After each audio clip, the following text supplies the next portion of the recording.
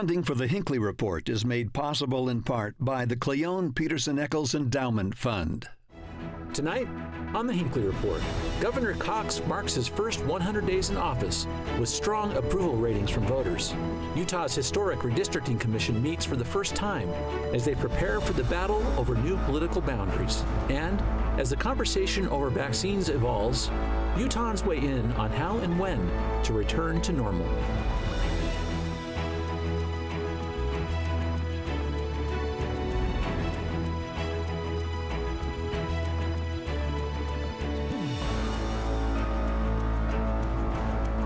Good evening and welcome to the Hinckley Report. I'm Jason Perry, director of the Hinckley Institute of Politics. Covering the week, we have Sonja Hutson, political reporter with KUER, Marty Carpenter, president of 24/9, and Jay Evensen, columnist with the Deseret News. I'm so glad you are all with us tonight. We have so many interesting things to talk about, but I want to get to one interesting event we've just hit, and that is the first 100 days of the Cox administration. It feels like we just barely had this election. But Sonja, I want to start with you because you did a pretty serious interview with the governor over this past week where he talked about the first 100 days, the kind of the priorities he set and the successes he found. Talk about that interview and what he sees happened.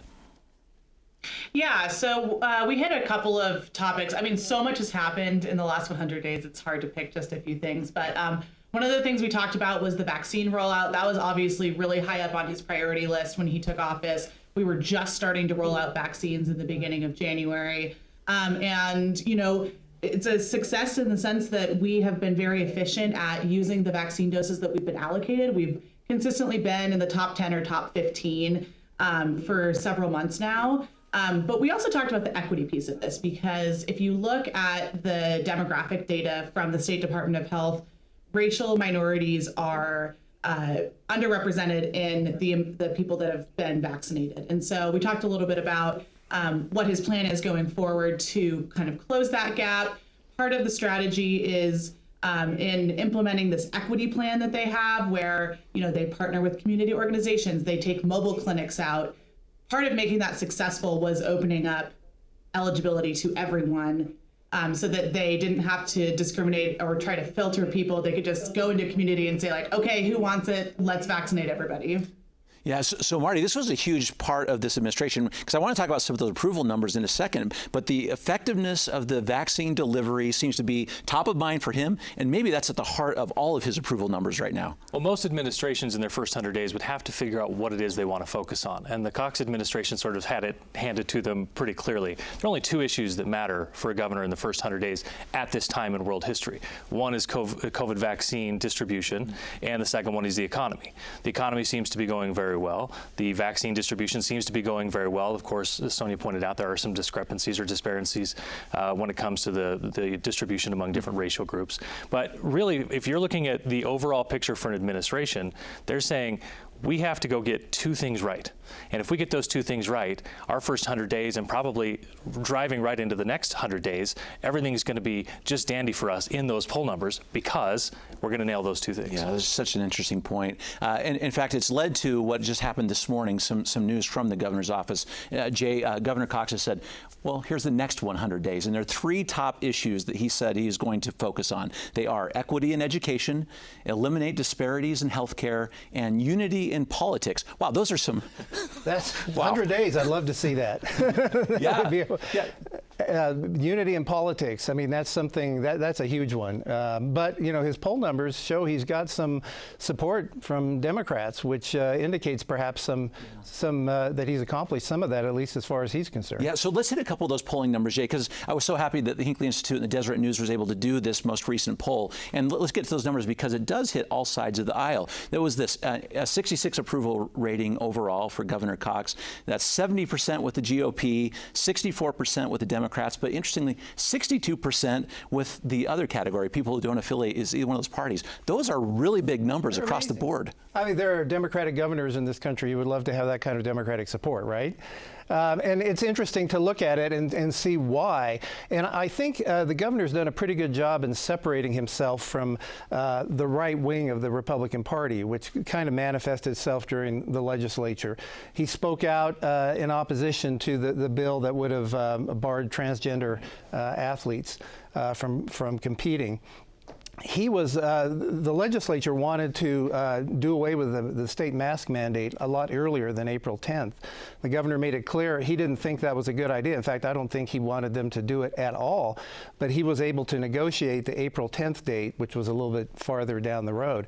I think those things have kind of signaled that he's separated himself. It is maybe a bit more of a moderating voice with the legislature, and I think that may explain some of that Democratic support. It's the beauty of those first 100 days, right? Once you get past the primary, you no longer have to message yourself toward the far right part of the party. Instead, you can move yourself back to the middle. He's done a good job focusing on the two issues most important to everyone in the middle of that political bell curve, and that's why you see those high approval numbers across the board. Well, what do you make of the Democratic side, too? Because you're involved in politics so much, and you followed lots of polls and the popularity among these candidates, but usually you would see with a Republican candidate strong support in the person's own party, pretty strong support in Utah anyway for that other category, but it's very uncommon to see the number of Democrats higher than that other category. Yeah, and I think that Jay speaks to that a little bit, where there are some social issues where the governor has been pretty vocal, and those tend to not just go into the middle bell curve portion, into the middle portion of the bell curve politically, but maybe skewing slightly left for most people in our state, but in a way where he hasn't necessarily picked a fight with anyone on the right on the key issues they care about. So he's really doing a nice dance for the first 100 days.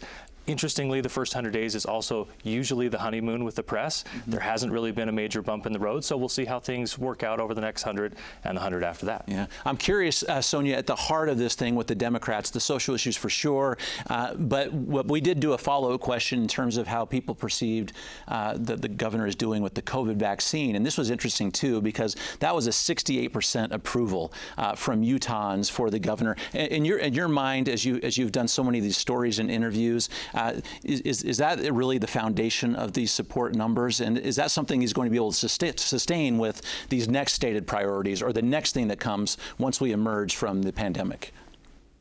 I think it's absolutely a big part of the foundation of those numbers. I mean, when you talk about things that the government can do that very immediately impact your life, being able to go see friends again, not having to worry about getting a deadly virus, like that has to rank above, some more abstract issue. While those issues are important to a lot of people, they don't have the same immediate real life impact that vaccines do. And so I think that's why we're seeing such high numbers during these first 100 days. And we'll see what happens in the next 100 days. Vaccines, I think, will probably play a little bit less of a role, because now we're kind of through the phased rollout and it's just open to everybody. And so we're kind of just waiting for everyone to be able to make that vaccine appointment. I do think that he'll face another test if we get to a point where we can't get people to take the vaccine and vaccine hesitancy becomes a real problem and we can't reach herd immunity. That's going to be another big test for him. Well, Jay, he's already got that particular part of a test right now with the Johnson & Johnson vaccine being put on hold, because he had to make some statements pretty quickly this week, because it's critical in his mind for this recovery that people don't let this be the thing that keeps them from getting vaccinated. Right, and the Johnson & Johnson is an important one because it's a single dose vaccine, and so it's a lot easier to reach out to communities that are typically underserved. You only have to give one dose. You don't have to track them down for the second dose. And so I think that's why this is so important to the governor and to this vaccine rollout. And he's pointing to the numbers, and yeah, if you look at the numbers, 6 or 7 people with serious side effects out of almost 7 million doses given, it's a pretty low figure. And yeah. He's saying, look, why are we pausing with this when the overwhelming odds are that everything's going to be good with this vaccine? I actually did my math homework on this one, and so out of like 6.8 million Johnson & Johnson vaccines distributed, and about 7 cases where there have been some blood clot issues, it's 0.0000081 5% have had any kind of complication. Not committing any HIPAA violations, speaking as the one who's got the Johnson & Johnson vaccine flowing in my veins. I think that this was very much on the far side of overly cautious. I understand that, but I agree with the governor. I think it can have a longer-term negative impact if people only read the headline, Johnson & Johnson paused, now they don't want to get it, and suddenly we're not vaccinating at the rate we need to be. Right. There seems to be a lot of optimism in spite of what we are hearing about this, the Johnson & Johnson pause, which probably be temporary as we're hearing right now. But to this poll that we did, because we wanted to find out, are Utahns ready? It turns out they are ready. It's just a matter of when. And Sonja, I want to ask you about this, and then Jay, some of your insights and the crosstabs on this. We wanted to see when Utahns felt like they were feeling like things would get back to normal, when they're comfortable going out, and those numbers have improved substantially over this last month. In fact, 53% of Utahns say they believe by this fall things are going to be largely back to normal. That is a big change from what we saw over just the last couple of months when so many people were so uncertain. What's at the heart of that optimism in the interviews that you are having out there in the community? I think it's getting that shot in your arm. I mean, it changes everything. It opens everything up for you, or not everything, but it opens a lot of things up for you. And I think that drives a lot of the optimism. For me, like, I see myself getting vaccinated, I see my friends getting vaccinated. That's really exciting and produces a lot of optimism. And I think that also follows what public health experts have been telling us, is that if we can continue at this clip and, vaccinate people like we've been vaccinating people, we can get back to some sense of normalcy by fall or winter of this year. But a question I always have when I see polls like this is like, what is normal? I don't know anymore. I don't know if normal is going to be some new normal that we have to do for a little bit before we go back to like 2019 normal. So I think there's a lot of optimism, but I think we're also not on the same page about what normal is. That's probably true. It's also a matter of polling the entire state. And if you've driven around the state much over the last couple of months, you realize we're not of one mind on this anyway. Go to Washington County, wear a mask somewhere, you get some funny looks, right? In a lot of places. Stay up on the Wasatch Front, and you go somewhere without a mask on, you get some of those same funny looks. So I think there are pockets of the state that have different opinions on this. But I think there will come a tipping point where people who have been vaccinated, who recognize that we've had a lot of people in the high risk categories be vaccinated. Once you get that shot or that second shot, you start to get that feeling of antsiness. I want life to go back to normal. I did my part. My arm hurt for a couple days. I felt really tired. Now I'm ready to go back to normal life. Leave me alone. Whatever the new normal is, as opposed to the last year's normal. Yeah, go ahead, Jay. We're not going to have a day where someone holds a press conference and says, hey, it's over. Go back to what you were doing.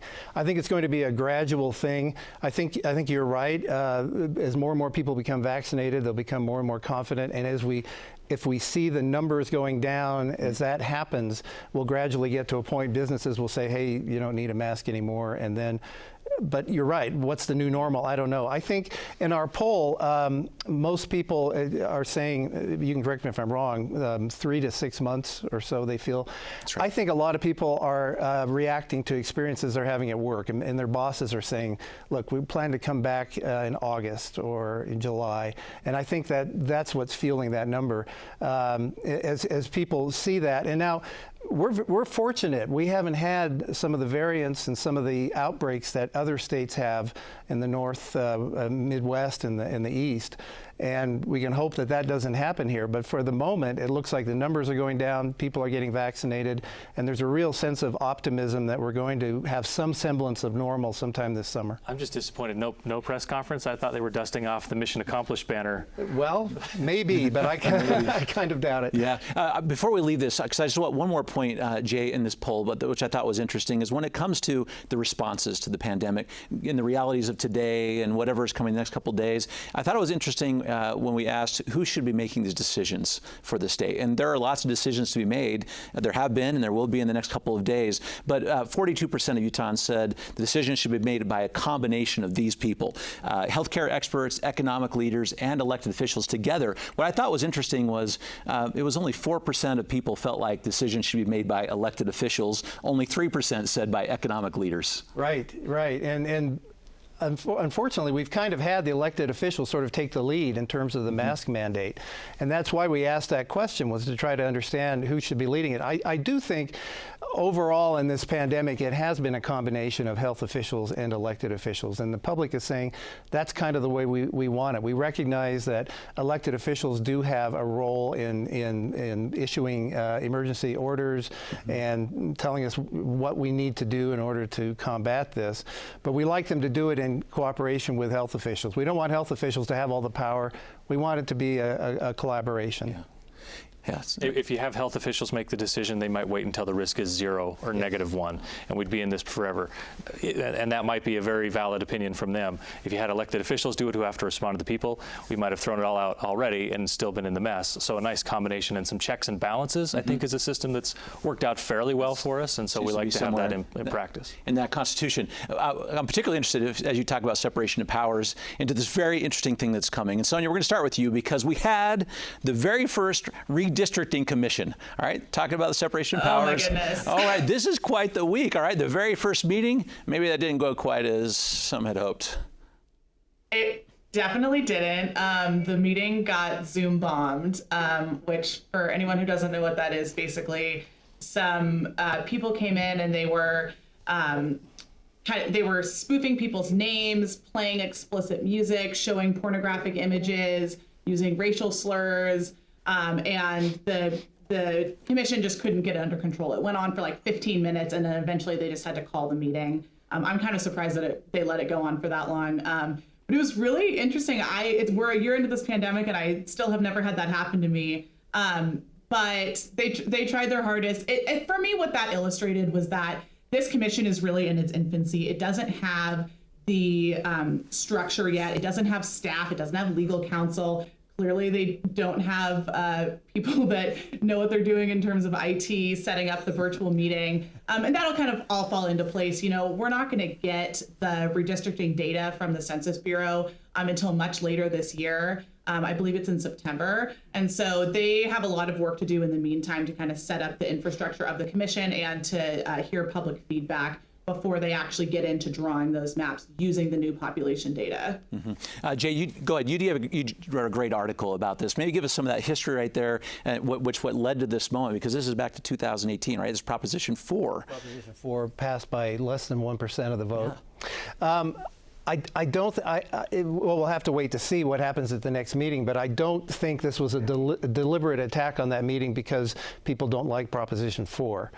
I've done a bit of research on Zoom bombing. What happens is that people post in chat rooms links to public meetings, and then people just kind of gather and they attack. I interviewed Rex Facer, the director of the commission, and he thinks, yeah, it was a deliberate attack, and I think it was. As soon as they would delete somebody from the meeting, somebody else would pop up. You know, it was relentless, and so they had no choice but to end the meeting. But I think it would be interesting to see the next time they meet if the same thing happens. I don't think this is like the Inland Port where you have people who are targeting the meeting, you know, over and over again. I think this was kind of a random sort of event. He told me he's been talking with state technology people and they're looking at ways to keep this from happening again. I don't know. I read a lot about Zoom bombing around the country. I don't know that there is a foolproof way to keep that from happening. Yeah, that might be true. One of the issues apart from that happening itself, Marty, is that it disrupted what is a really critical thing for the state of Utah. There are candidates out there that are going to be directly impacted by these lines. Yeah, and you know, I was trying to think through this week. Who does it advantage, or who is at an advantage because everything's going to kind of come down to the wire, whether or not they, you know, how quickly they can get this all sorted out. I would think that it's a benefit for an incumbent, but it does throw in some interesting questions, like what happens if CD2 and CD1 kind of morph a little bit, and is Representative Chris Stewart suddenly in CD1, and what does that mean for Blake Moore, or what does that mean for Chris Stewart? And you know, incumbents I think will have the advantage because they always have the advantage of being able to plan ahead.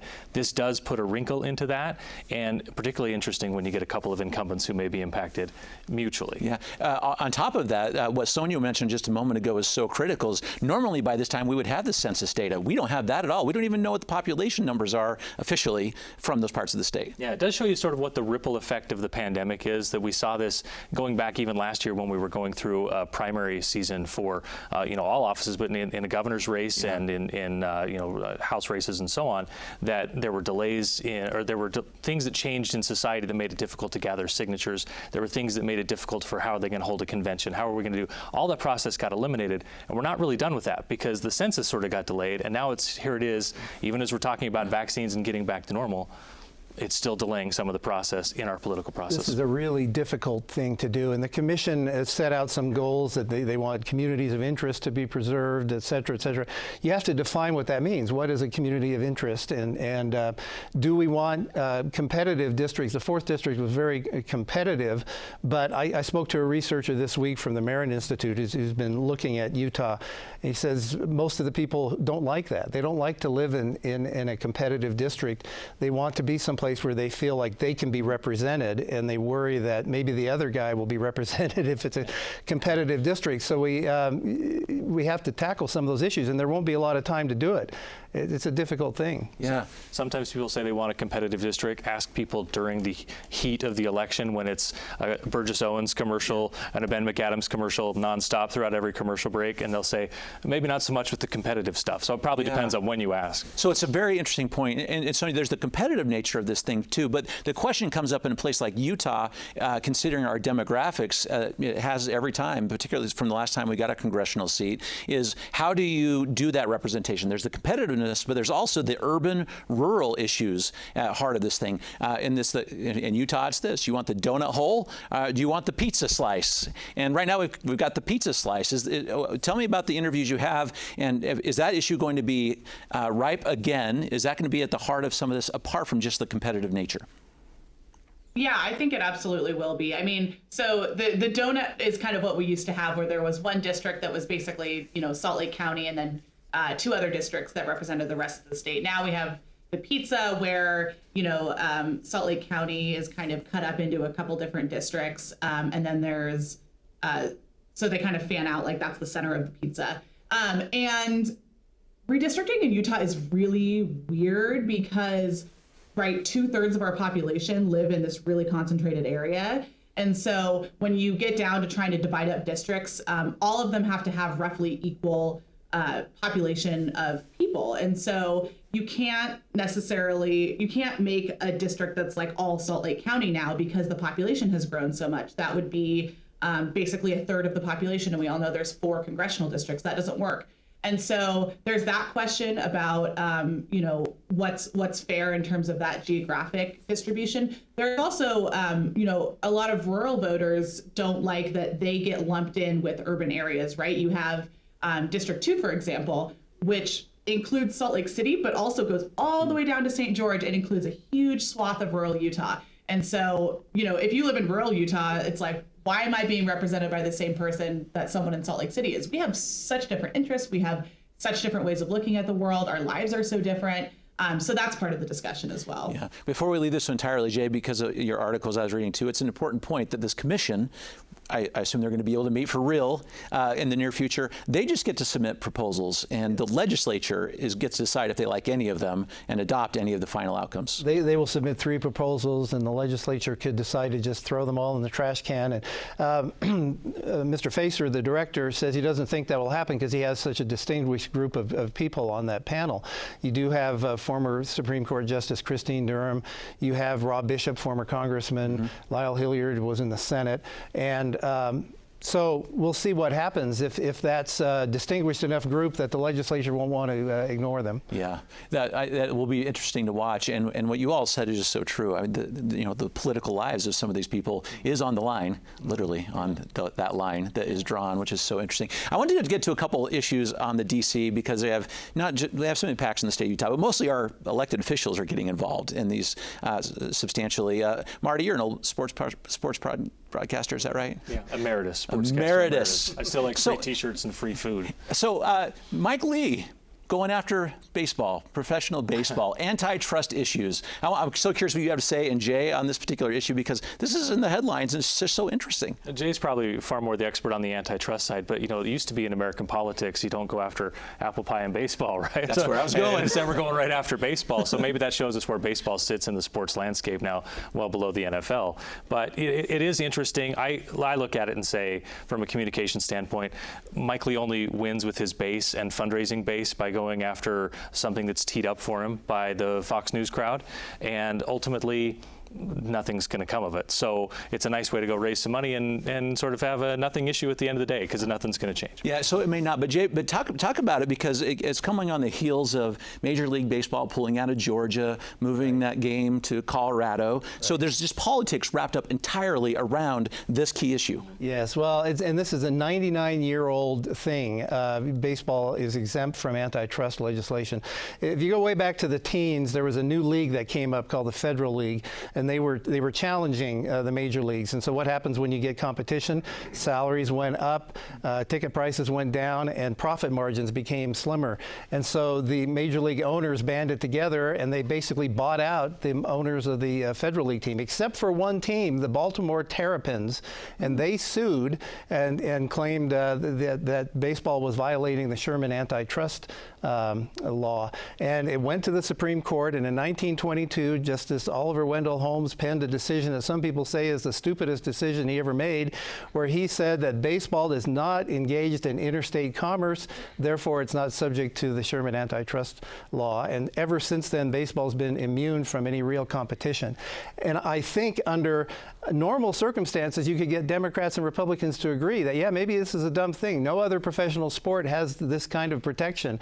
But when you do it in the context and the backdrop of the Georgia voting law, it becomes completely different. All right, 30 seconds. A change would only mean this, that baseball teams would be more powerful in their ability to move from city to city, something the fans really don't want anyway. And, you know, usually when you're talking about antitrust, you're talking about wage suppression, which is one of the things you said. I don't think Mookie Betts with his $350 million contract or Bryce Harper with his $313 million contract can argue that their wages have been suppressed in any reasonable way. Okay. It's going to have to be the last word on that one. Just so interesting to see these national issues right at home here in the state of Utah. Thank you all for your great insights tonight. And thank you for watching the Hinckley Report. This show is also available as a podcast on pbsutah.org/Hinckley Report or wherever you get your podcasts. Thank you for being with us. We'll see you next week.